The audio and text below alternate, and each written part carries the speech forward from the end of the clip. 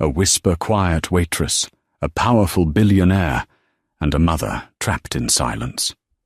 Eleanor Vance was invisible, just another apron in a restaurant for the elite, until the night Julian Thorne walked in. He was a man who commanded a room, but his elegant mother, Eleanor, hadn't spoken a word in years. The entire staff was ordered to ignore her deafness. But as Eleanor cleared their plates, she saw a flicker of desperation in the woman's eyes. In a move that would cost her everything, Eleanor did the one thing she was forbidden to do.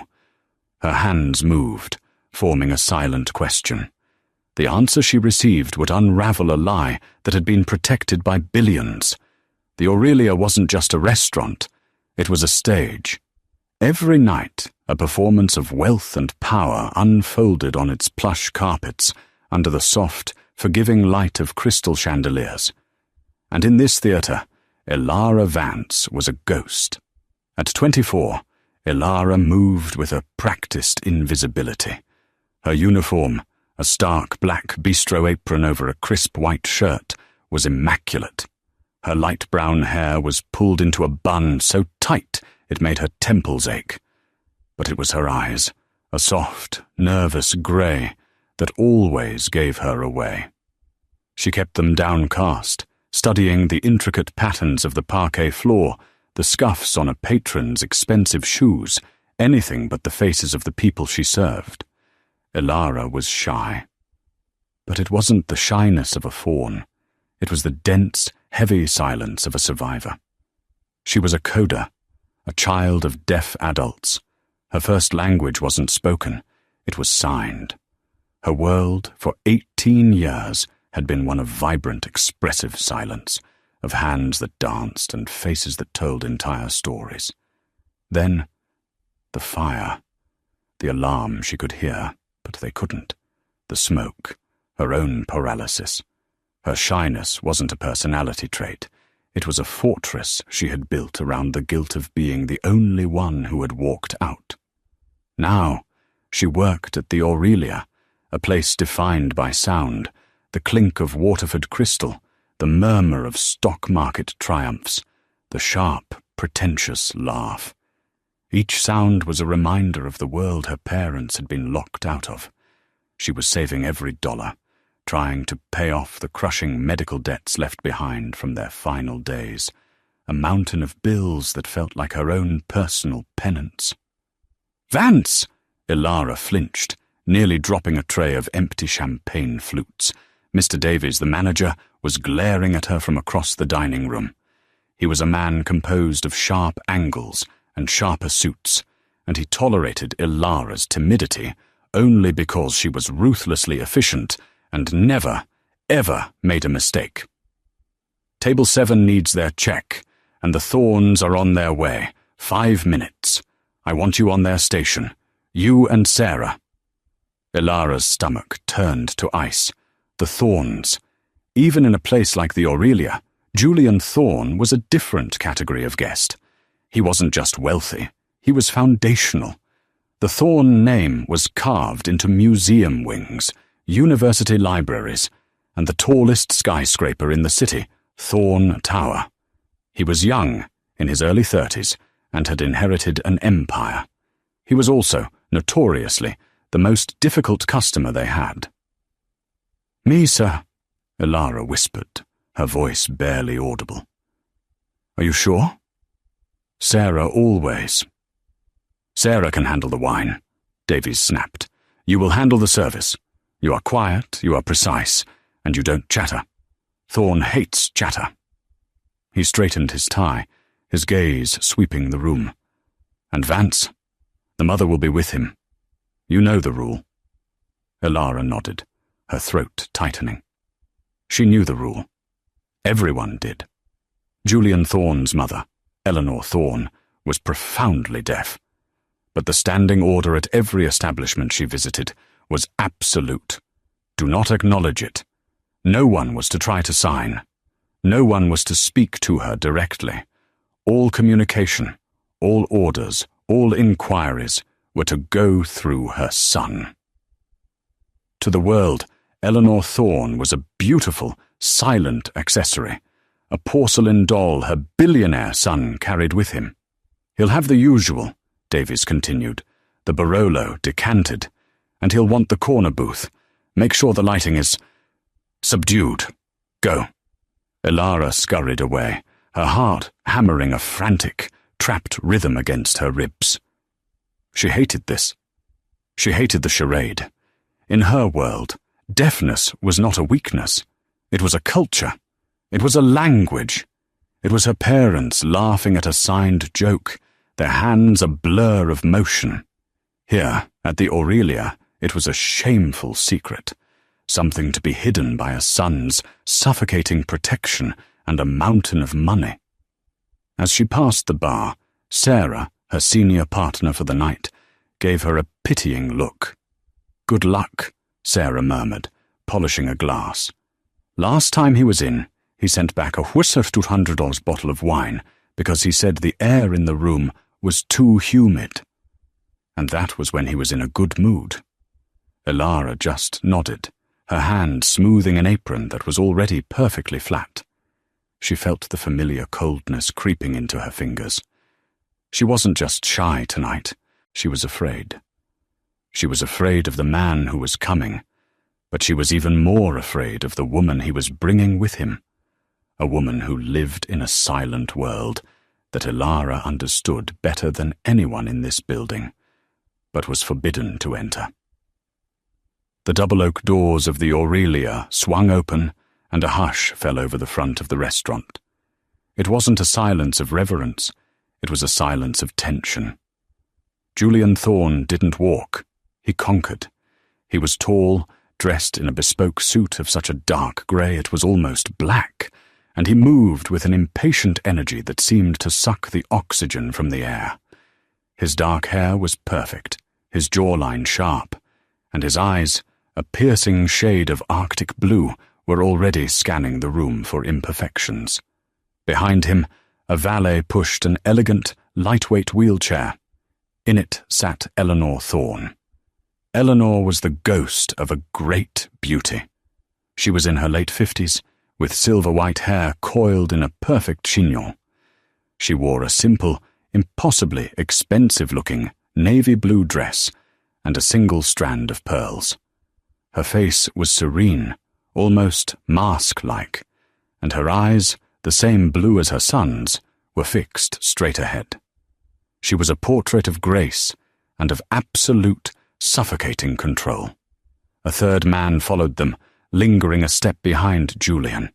This was Marcus Slade, Julian's cousin, and the CFO of Thorne Industries. Where Julian was a storm, Marcus was a fog. He was handsome in a softer, more approachable way, with a practiced smile that never quite reached his eyes. "Julian, good to see you," Mr. Davies said, gliding forward with a strained smile. "Your table is ready. The corner booth, as requested." "It had better be," Julian said, his voice a low baritone that cut through the restaurant's murmur. He didn't look at Davies. He was already steering his mother toward the booth. "Marcus, you're on the inside." "Of course," Marcus said, sliding in. Elara and Sarah approached, moving in perfect, terrified sync. Sarah presented the wine list. Julian waved it away. "Barolo, 2010. Decant it, and we'll have 3 of the tasting menus." "For my mother," he said, finally glancing at Eleanor. "The chef knows her restrictions. No shellfish, no salt. And her scallops must be seared, not pan-fried." "Tell him." He was speaking to Sarah, but his gaze was on his mother, as if daring her to object. Eleanor simply stared at the centerpiece, a single, perfect white orchid. Elara's hands trembled as she filled the water glasses. Her station was closest to Eleanor. She could smell the faint, expensive scent of her perfume, like jasmine and old money. She found herself staring at the woman's hands, which lay perfectly, tragically still in her lap. "They're empty," Elara thought. A pang of profound sadness hitting her. Her hands are empty. "And Julian?" Marcus said, leaning in with his practiced, sympathetic smile. "I must say, Eleanor is looking wonderful. Truly. This new arrangement seems to be agreeing with her." Julian's jaw tightened. "She's safe. That's what matters." Of course. It's just... The board meeting for the foundation is next week, and there are still whispers about her competency. As her doctor, I'm sure Dr. Croft will set them straight, but my mother's competency is not up for discussion, Julian snapped, his voice dangerously low. The Thorne Heritage Foundation is her legacy. I am protecting it. I am protecting her. Is that clear? Crystal, Julian. Just looking out for the family, Marcus said, raising his hands in surrender, that oily smile still in place. The conversation was fast, layered with corporate jargon and veiled threats. Elara tried to tune it out, focusing on placing the silverware just so, but she couldn't help but watch Eleanor. The woman was a master at lip-reading. Elara could see her eyes darting between Julian and Marcus, her focus intense. But they spoke too fast, turning their heads, sipping their water. Eleanor was catching maybe one word in 3. She was isolated, surrounded by people deciding her fate, and utterly alone. At one point, as Julian and Marcus got into a heated, low-voiced argument about voting shares and bylaws, Eleanor's facade cracked. Her gaze drifted away from them. A look of such profound, bone-deep exhaustion passed over her face that Elara had to look away. It was the same look Elara remembered on her own mother's face, sitting at a parent-teacher conference, smiling and nodding as the teacher spoke too quickly, pretending to understand, pretending she wasn't being dismissed. Elara felt a sudden, hot surge of anger. It was so potent it almost made her dizzy. This wasn't protection. This was a cage, a beautiful, soundproof, golden cage. She glanced at Julian. He was arguing with Marcus, his face a mask of controlled fury. He was so focused on the man opposite him, he had forgotten the woman beside him. Elara's gaze moved back to Eleanor. The older woman's eyes were closed now, as if just for a second, bracing herself. When she opened them, they met Elara's. It was an accident, a jolt. Elara's programming screamed at her to look away, look down, be invisible. But she couldn't. In that 1 second, Elara saw it all. The intelligence, the frustration, the loneliness, the suffocation. And in that 1 second, Elara Vance made a choice. It wasn't a thought, it was an instinct. It was the primal, screaming need of one coda reaching out to a person trapped in the silent world. Elara's heart was a trapped bird. Julian and Marcus were locked in their debate. Mr. Davies was across the room. Sarah was fetching the wine. It was just her and Eleanor, locked in that silent, accidental stare. Elara's hands were at her side, partially hidden by her apron and the shadow of the large booth. She didn't even know she was going to do it until her fingers moved. It was a small, subtle gesture, a question she had signed to her own mother 1,000 times. Her right hand, with the A shape, thumb extended, brushed lightly down her chin. The sign for, "Are you okay?" It was a risk so profound it could end her career. It wasn't just breaking the Thorne rule, it was shattering it. It was an act of intimate, forbidden rebellion. For a heartbeat, Eleanor Thorne's face remained a perfect porcelain mask. Elara thought she hadn't seen. She thought she had imagined the connection. She felt a flush of terror and shame, and her hand snapped back to her sides. Then, slowly, Eleanor's left hand, which had been lying dormant in her lap, moved. It was a tiny, almost imperceptible motion. Hidden by the tablecloth, her fingers curled, her index and thumb touching, then opening. A small, repeated gesture. The sign for a little. Then her eyes flickered to her son, then back to Elara. She signed something new. Her hand formed the B shape, and she swiped it across her brow. Son. Then she made the sign for control, 2's hands, moving in an alternating, grasping motion. My son is controlling. Ilara's breath hitched. She hadn't just been seen. She had been answered. A secret, silent conversation was happening in the most public place in the city, under the nose of the most powerful man in the room. Ilara felt a desperate need to say more. I understand. I am a coder. But before her fingers could even form the letter C, Julian Thorne's head snapped around. He hadn't seen the signs.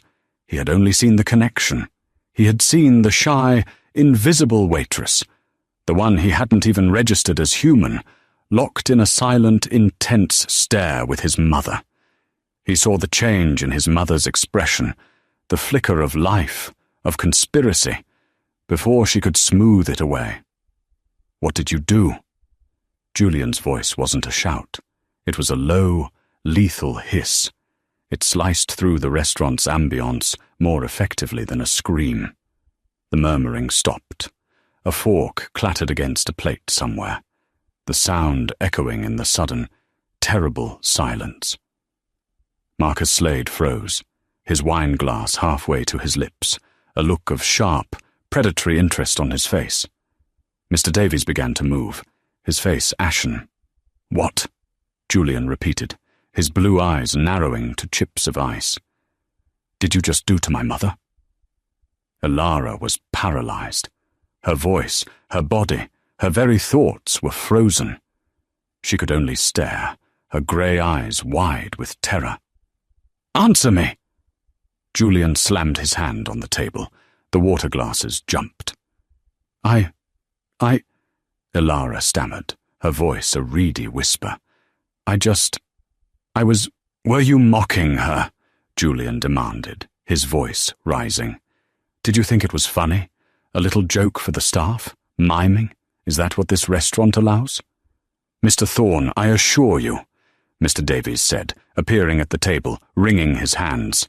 Fire her, Julian said, his gaze fixed on Ilara. Sir? Fire her. Now. I want her out of my sight. I didn't.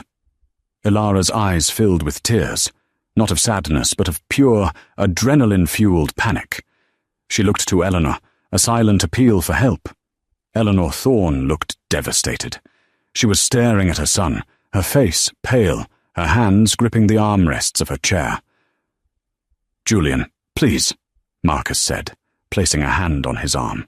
She's just a waitress. Don't make a scene. She upset my mother, Julian snarled, shoving his cousin's hand away. He turned his glare back to Mr. Davies. Get her out, now, or I will buy this building and have it torn down by morning. The threat was so absurd, so cartoonishly villainous, yet everyone in the room knew he could, and probably would, do it. Miss Vance, Mr. Davies said, his voice trembling. Go to my office, now. This was it. Her job, her meagre savings, her penance, all gone in a single impulsive gesture of kindness. Ilara turned, humiliated, her face burning. She couldn't even look at the table as she stumbled away. But as she took her first step, a voice stopped her. It was a voice she had never heard. It was rough, thick with disuse, like a rusted hinge. Stop! Ilara froze. The entire restaurant froze. Julian Thorne's head snapped back to the table. Eleanor Thorne was leaning forward. Her hands were gripping the table's edge. Her knuckles were white. Her eyes were fixed on her son, blazing with a fire that Ilara had never seen. You, Eleanor said, her voice cracking on the single word. Stop, now! Julian Thorne stared at his mother. His face, moments ago a mask of rage, was now completely, utterly blank with shock. Eleanor Thorne had just spoken. The silence that followed Eleanor's spoken word was different. It was deeper, heavier, fraught with astonishment.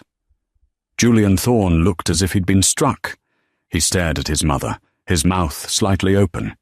Even Marcus Slade looked genuinely stunned, his smooth facade completely gone. "Mother?" Julian whispered. Eleanor's gaze was locked on her son. Her chest was heaving, the effort of speaking clearly immense. She didn't say another word. She just held his gaze, a silent, powerful command. The fire in her eyes was unmistakable. It was the same fury she had just witnessed in him, but hers was older and colder. Julian slowly, very slowly, sat back down. He looked at his mother, then at the mortified Elara, then back to his mother. He seemed, for the first time in his life, utterly lost. "Mr. Davies," Julian said, his voice quiet now, but vibrating with a new, confused tension. "Just go. All of you. Leave us." Mr. Davies didn't need to be told twice. He grabbed Elara's arm, his fingers digging into her bicep, and practically dragged her toward the kitchen. "My office. 5 minutes," he hissed, his face pale and slick with sweat. Elara was shoved into the chaotic, clattering stainless steel world of the kitchen. The staff, who had heard the commotion, stared at her. She pushed through them, her entire body shaking so violently she could barely walk, and stumbled into the cramped, windowless office Davies used. She sank into the cheap visitor's chair, her head in her hands. The tears came now, hot and silent. She hadn't just lost her job. She had detonated a bomb in the middle of the most powerful family in the city. She had made a woman who hadn't spoken in public for years speak. Was it a good thing? A bad thing? She didn't know. She had acted from her heart, from her history, and the consequences were immediate and catastrophic. She thought of her parents. She had tried to connect, and she had been punished for it. The old familiar guilt washed over her. You always make things worse. She sat there for what felt like an hour, the sounds of the restaurant, service, plates, orders, slowly returning to normal, a tide washing back in after a storm. Finally the door opened. It wasn't Mr. Davies, it was Sarah, her fellow waitress. She was holding a small black linen napkin, folded into a tiny square. "Elara?" Sarah whispered, shutting the door. "Are you okay?" Elara just shook her head, unable to speak.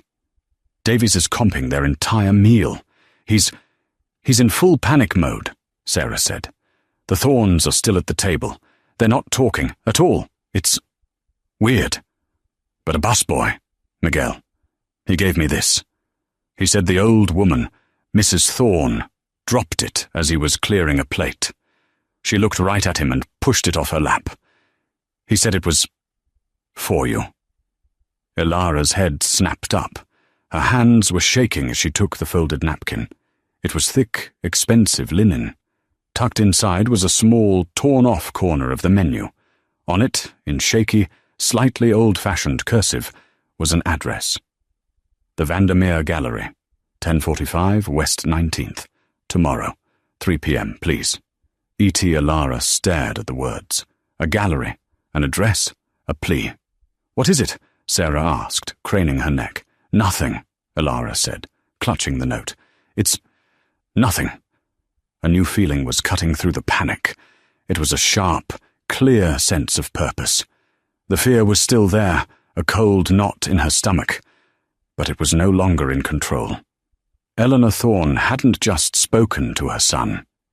She had reached out to her. The office door opened again, and Mr. Davies stood there, his face haggard. "Vance!" His voice was tired. "You're not fired." Elara looked up, stunned. "Sir, Thorne. He just left. He paid the bill, in full, and left. He didn't say another word about you." Davies ran a hand over his face. "I don't know what you did. I don't know how you did it. But you put this entire restaurant at risk. You broke the one rule." I'm sorry, sir." "You're suspended," he said. 1 week, unpaid. Go home, and when you come back, you will be on probation, and you will never go near that family again. Do you understand me?" "Yes, sir," Elara whispered. "Get out."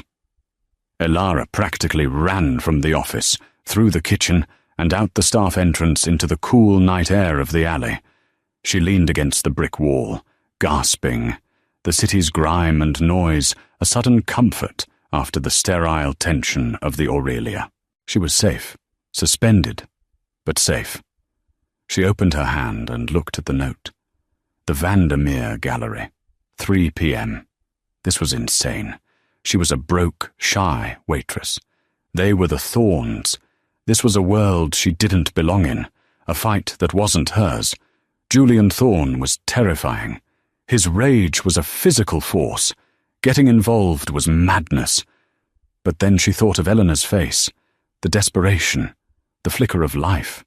She thought of her hands, lying still and empty in her lap.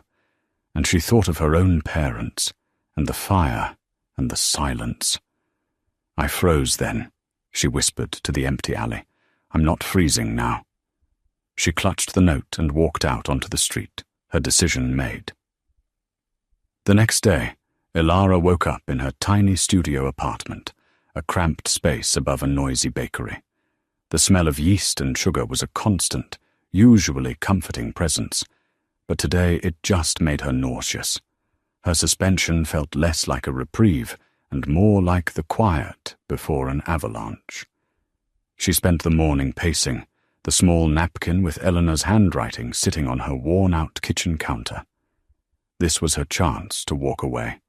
She could tear up the note, serve her suspension, and return to her invisible life. Julian Thorne would forget her. It would all go back to normal, but she knew it wouldn't. The mask had slipped. She had seen the person behind Eleanor's elegant facade, and Eleanor had seen her. More than that, she had seen Elara's language. Elara's entire childhood flashed before her. She remembered her father, a carpenter with huge, calloused hands, signing a funny story about a customer, his expression so vivid the whole kitchen seemed to shake with his silent laughter. She remembered her mother, a librarian, teaching her to sign Constellation and Revolution, her fingers painting pictures in the air. Their world was rich and full. Then the fire alarm, a high-pitched electronic shriek. Elara, at 13, had woken to it, smelling the acrid smoke. She had run to her parents' room. They were asleep. The special strobe light alarm, the one that was supposed to flash, had failed. She had shaken them, tried to sign fire and hurry, but her hands were clumsy with panic. She had screamed, a useless sound. And then she had run. She had run out of the house, screaming for help, and by the time the fire department arrived, it was too late. Her guilt was a cold, permanent resident in her chest. She had failed them. Her voice hadn't mattered, and her hands had frozen. Her shyness, her silence, was a memorial to that failure. Until last night. Last night, her hands hadn't frozen. They had moved. They had worked.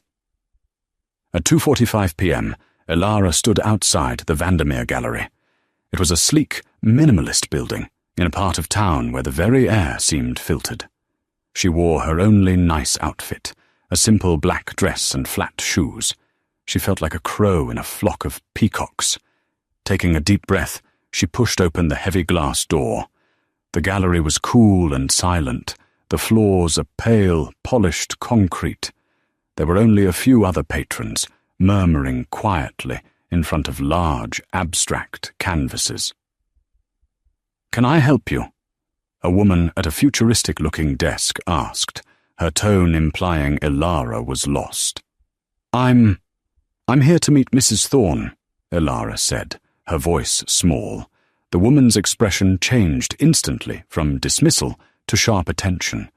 "Of course, she's in the private viewing room. This way." Elara was led down a short hallway to a set of frosted glass doors. The attendant opened one. "She's waiting for you." Elara stepped inside. It was a small, plush room, dominated by a single, massive painting of a tumultuous sea. Sitting on a bench in front of it, bathed in a soft spotlight, was Eleanor Thorne. She was alone.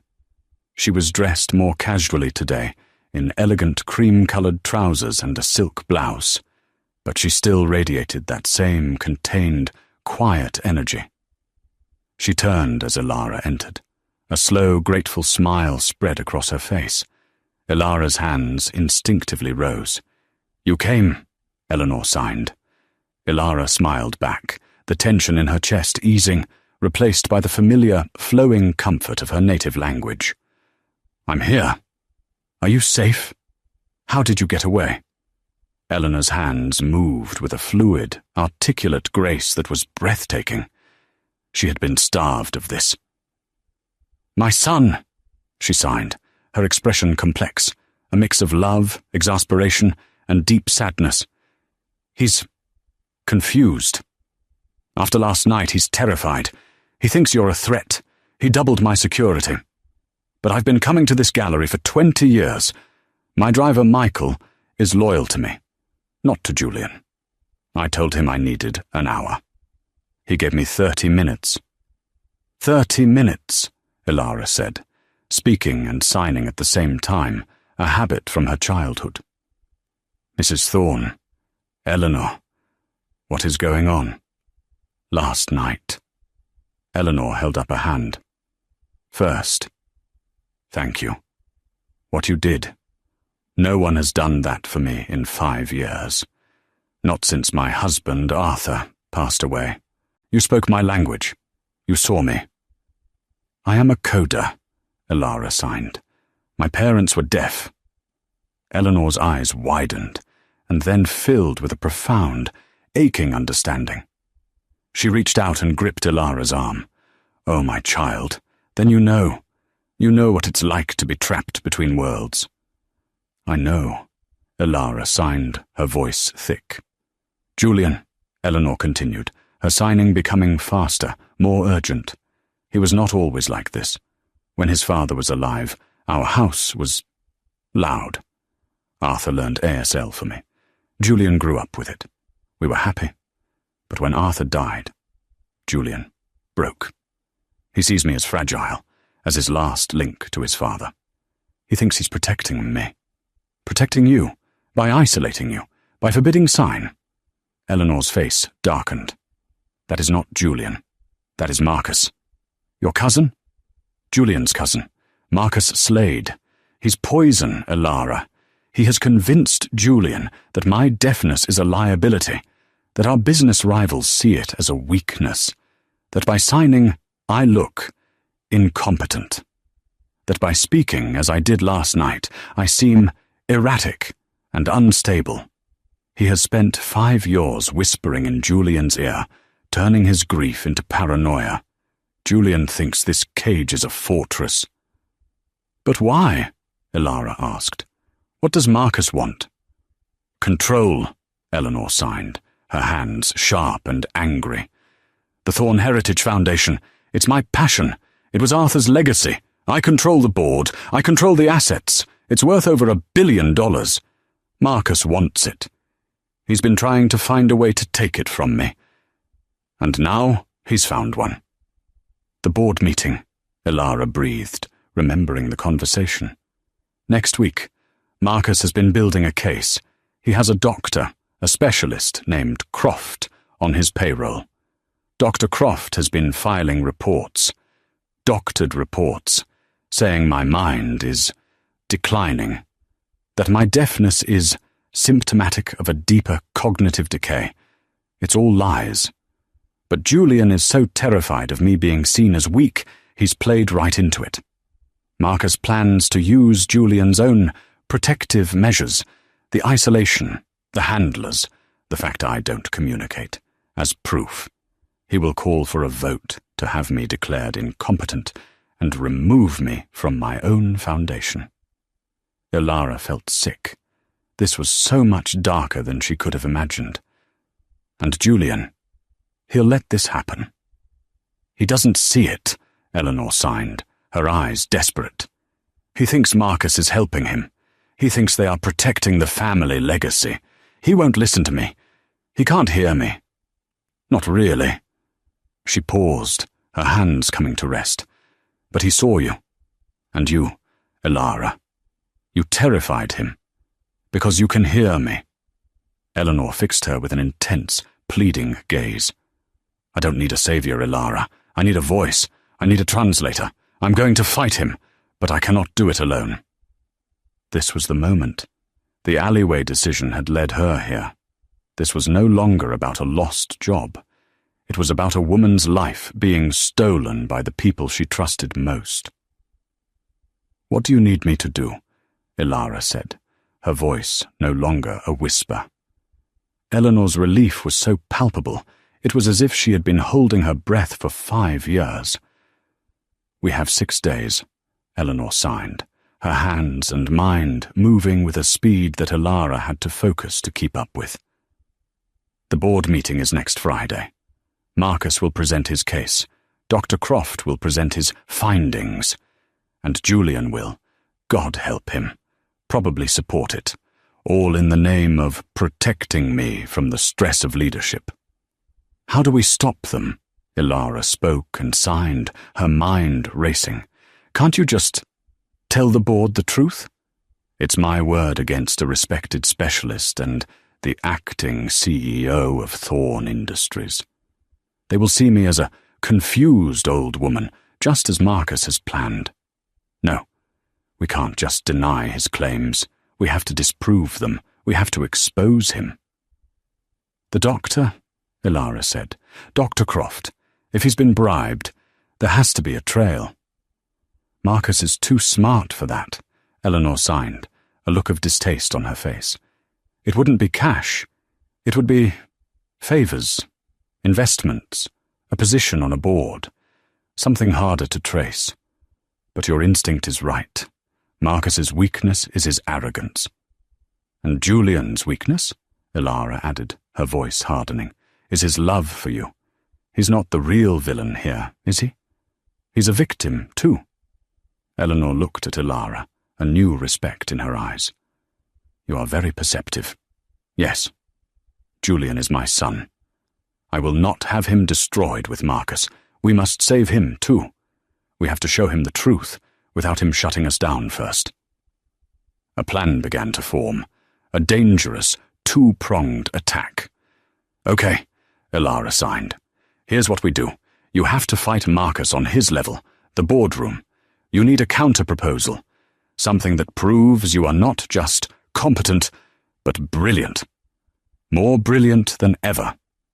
Eleanor nodded. I have one. A new initiative for the Foundation. One I've been developing in secret for a year. A massive grant program for deaf education and coder resources, using new technology and community-based support. It's fully costed. The proposal is on a drive in my study. Elara's heart leapt. It's perfect. It's not just a defense. It's an offense. It shows your mind is sharp and forward-thinking. But they won't let me present it, Eleanor countered. Marcus controls the agenda, and Julian will see it as too much stress for me. They won't, Elara said, a spark in her eye. But I will. I'll be your voice. Literally. You will sign and I will interpret. We will do it together. Eleanor stared at her. They won't let you in the room. You're a waitress. I won't be, Elara said. I'll be your official, certified ASL interpreter, hired to facilitate your communication. It's a legal requirement, a disability accommodation. If they deny you that, that becomes the story. A slow, wolfish smile spread across Eleanor's face. That is very, very clever. Now for part 2, Elara continued, her shyness burning away like fog. While you finalize that proposal, I'll go after Marcus. You're right, I can't find a bribe. But I know a community, the deaf community. I grew up in it. We know how to find information. We have our own networks. What are you looking for? Dr. Croft, Marcus. Anything. I'll start with my parents' old friends. Someone will know someone who works in his office or at his hospital. Someone who has seen something. Eleanor's face grew serious. Elara, this is dangerous. Marcus he's not just greedy. He's ruthless.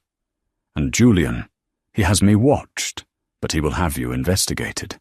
He's already suspicious of you. When he finds out you're a coder, that you speak my language.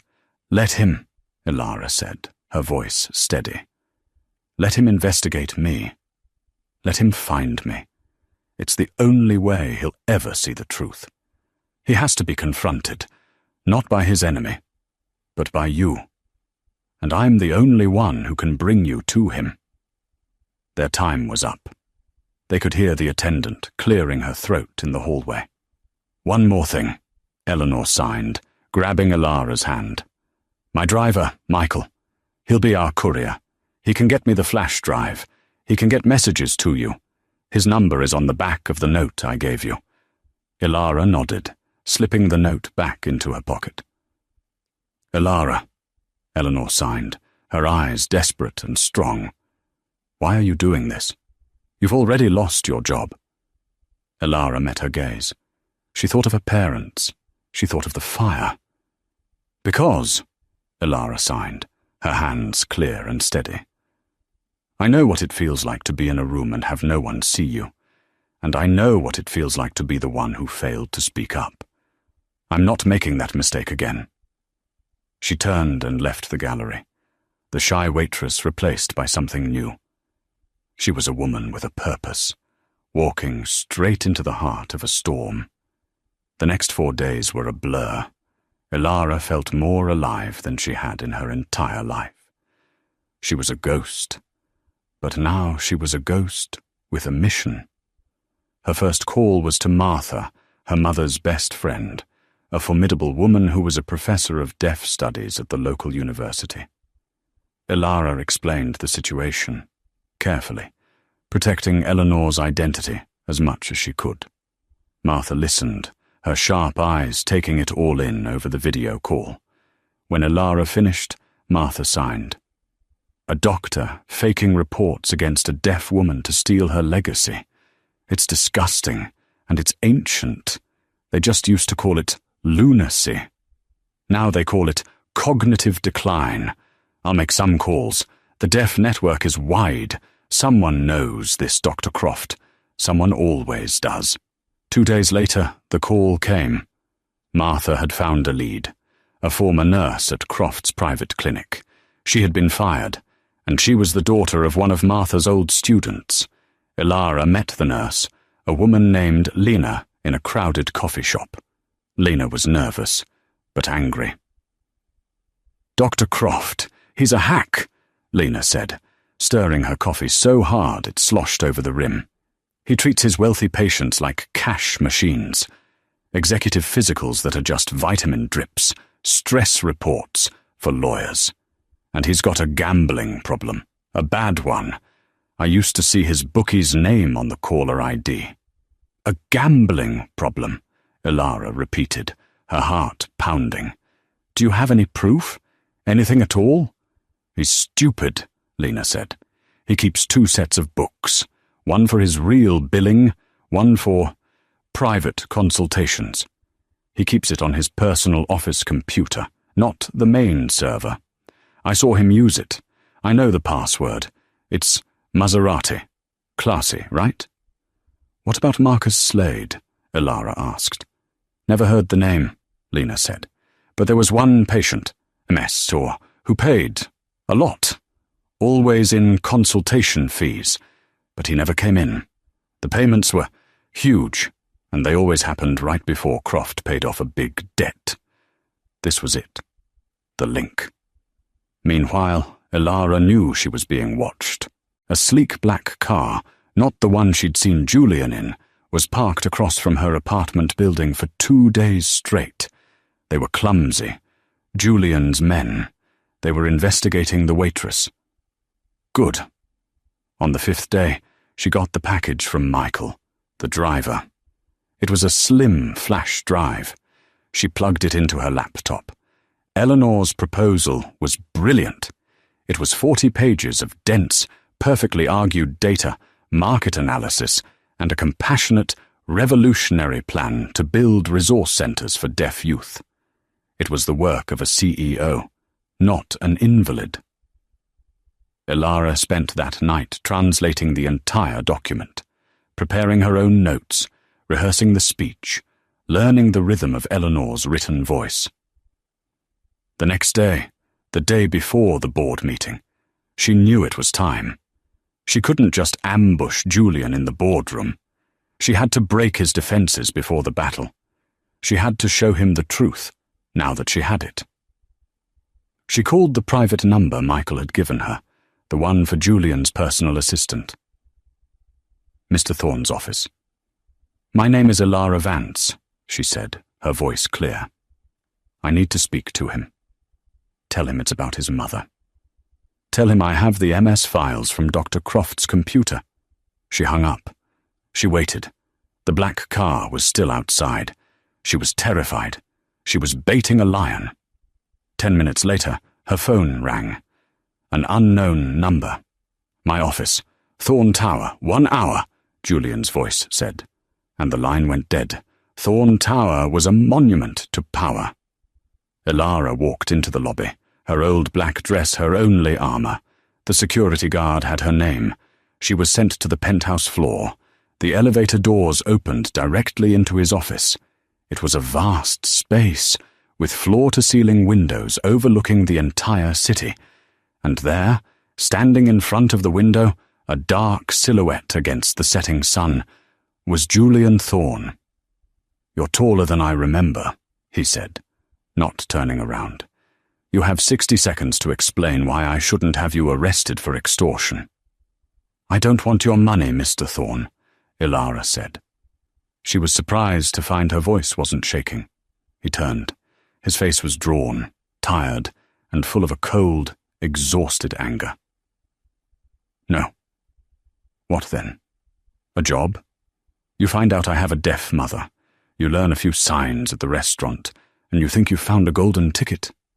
"My parents were deaf," Elara said flatly. "I'm a coder.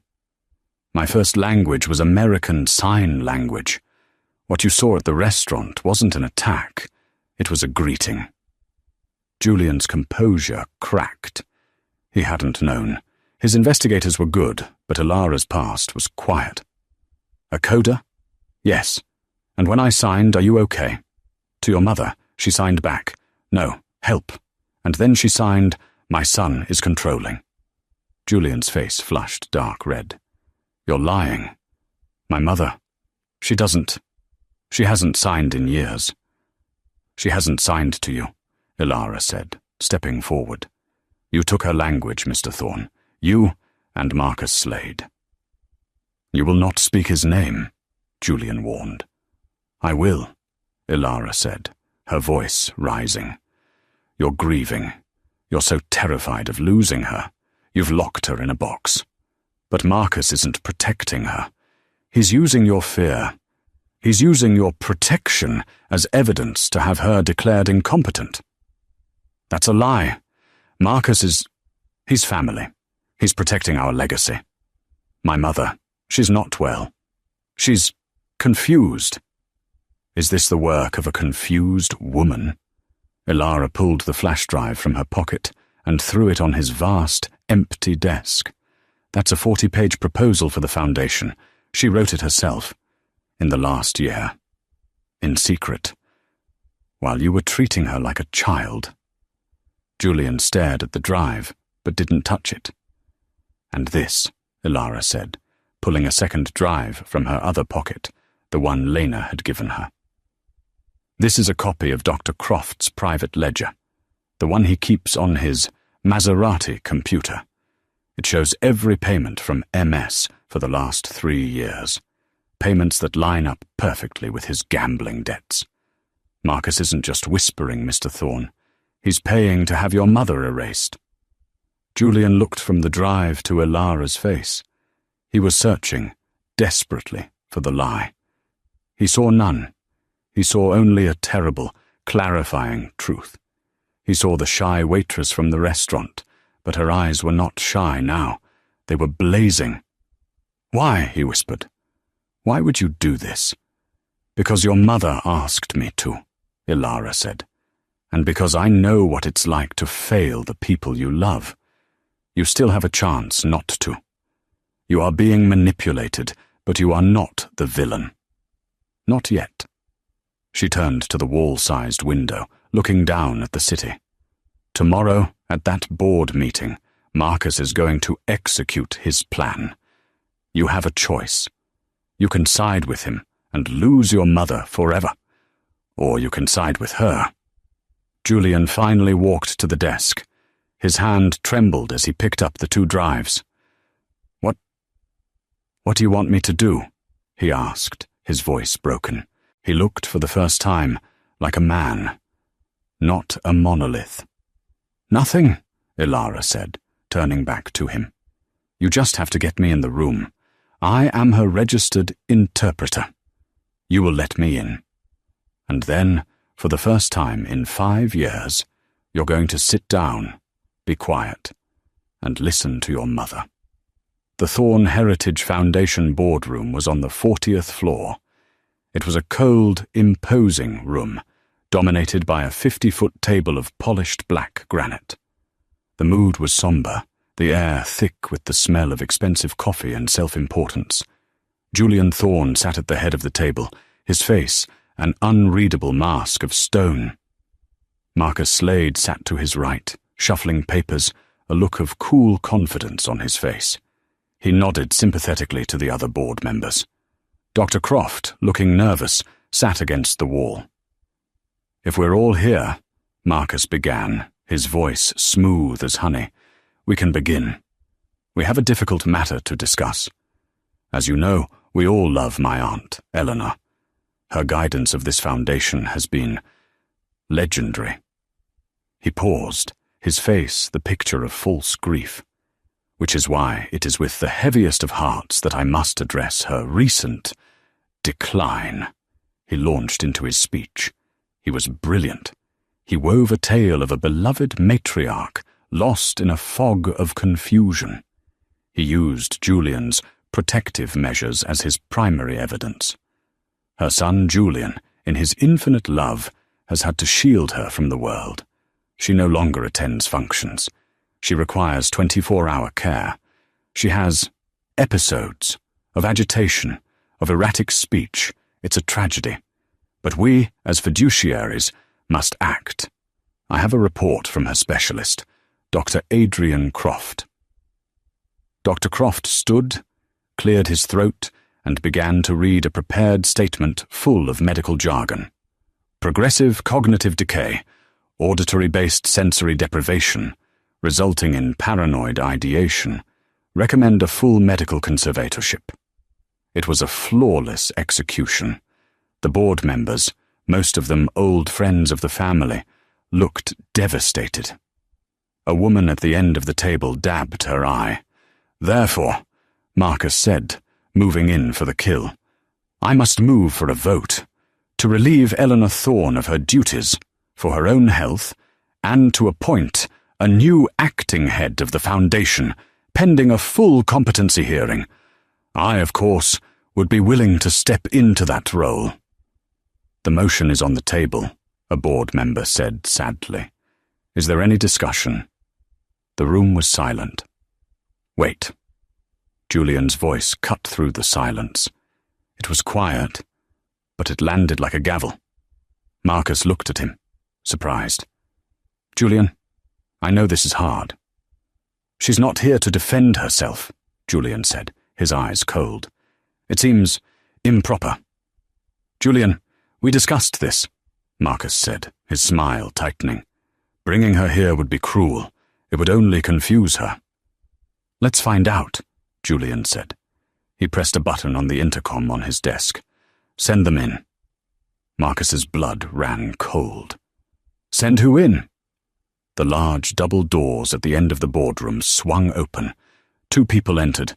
The first was Ilara Vance, dressed in her simple black dress, her face calm and determined. The second was Eleanor Thorne. She was not in a wheelchair. She was walking. She moved with a slow, deliberate grace, her silver-white hair shining under the lights. She wore a sharp, crimson-red suit, a colour of undeniable power. She looked, in every way, a queen. The entire boardroom gasped. Board members who hadn't seen her on her feet in years stared, their mouths open. "What is this?" Marcus sputtered, rising from his chair. "Julian, this is a circus. This woman, this waitress, she's some con artist. She's been manipulating my aunt." "She is my mother's certified ASL interpreter," Julian said, his voice flat. "And she is here at my mother's request. Mrs. Thorne has a presentation." "A presentation?" Marcus laughed, a high, nervous sound. "This is absurd. She can't—" Eleanor Thorne walked to the head of the table, opposite her son.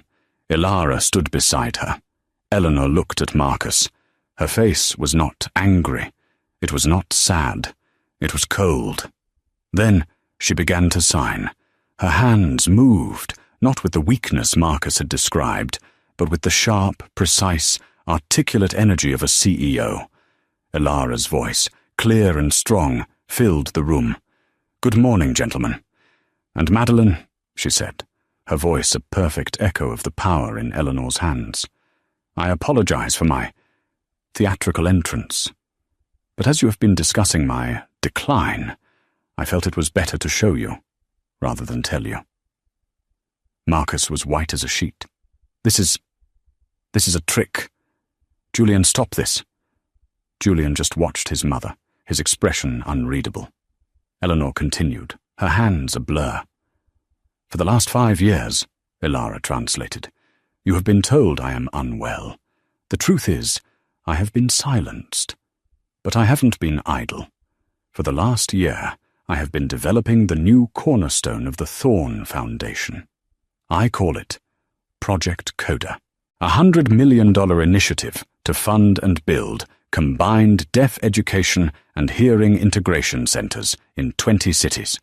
Ilara, please bring up the file." Ilara plugged the flash drive into the table's port. The 80-inch screen at the end of the room lit up.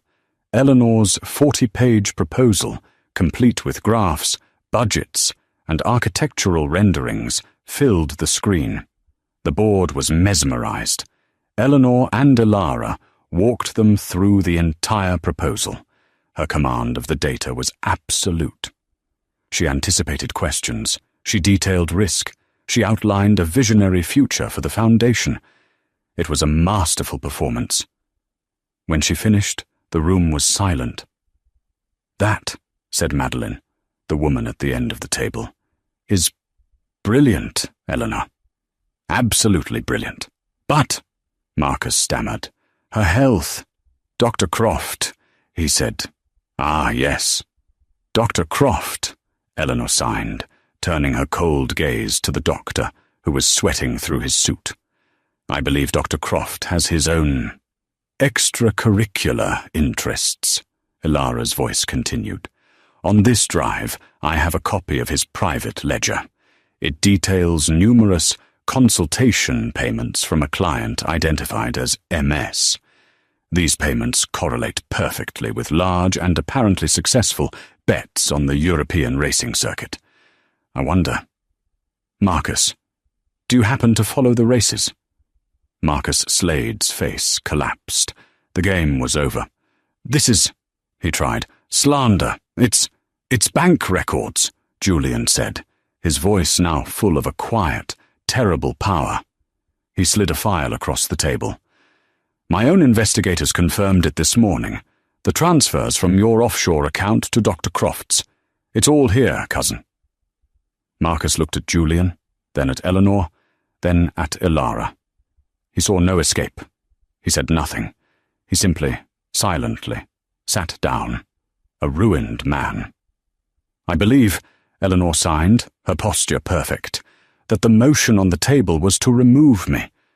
I would like to amend that motion." Her hands moved. "I move to remove Marcus Slade from this board and from any and all positions at Thorne Industries, effective immediately. And I move to appoint Eleanor Vance as the new executive director of Project Coda to report directly to me." "Seconded," Madeline said, slamming her hand on the table. "All in favor?" Every hand in the room, except for Marcus's, went up. Julian held his hand high, his eyes never leaving his mother's face. "The motion passes," he said. Security guards, whom Julian had waiting outside, entered the room and walked silently to Marcus. He stood, not looking at anyone, and allowed them to escort him out. The room was silent. The battle was over. When the boardroom doors closed and Marcus was gone, Eleanor's shoulders sagged, just for a moment, in relief. The board members began to crowd her with congratulations, but her eyes were only on her son. Julian walked slowly to his mother and Eleanor. He looked at the woman he had almost destroyed, his face humbled and broken. "You saved us," he whispered to Eleanor. "You saved me from myself." "She saved herself," Eleanor said softly. "I just held the microphone." Julian turned to his mother.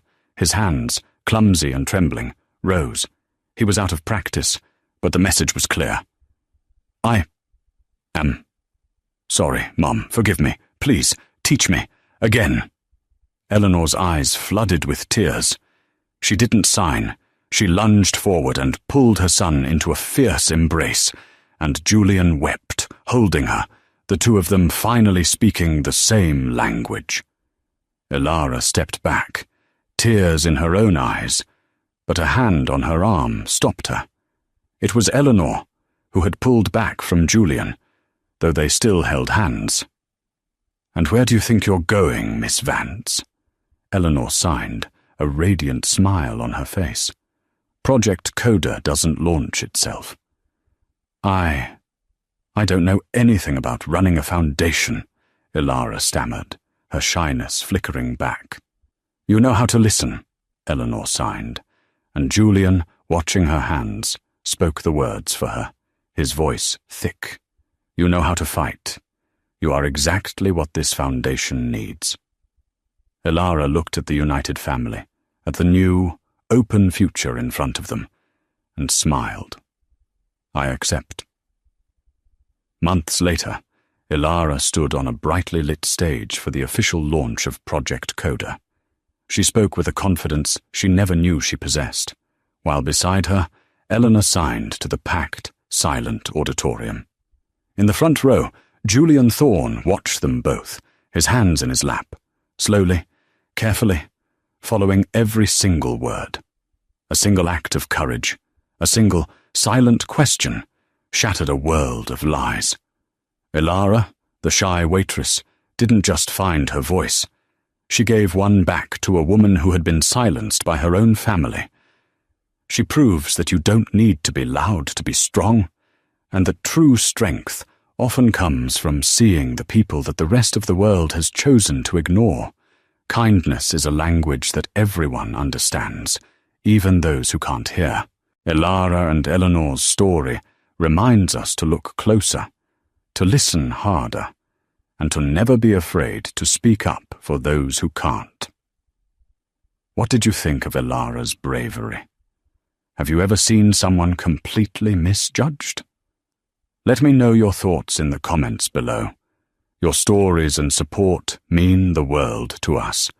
Please don't forget to like this video, share it with someone who needs to hear it, and subscribe to the channel for more true life stories that will restore your faith in humanity. We'll see you in the next one.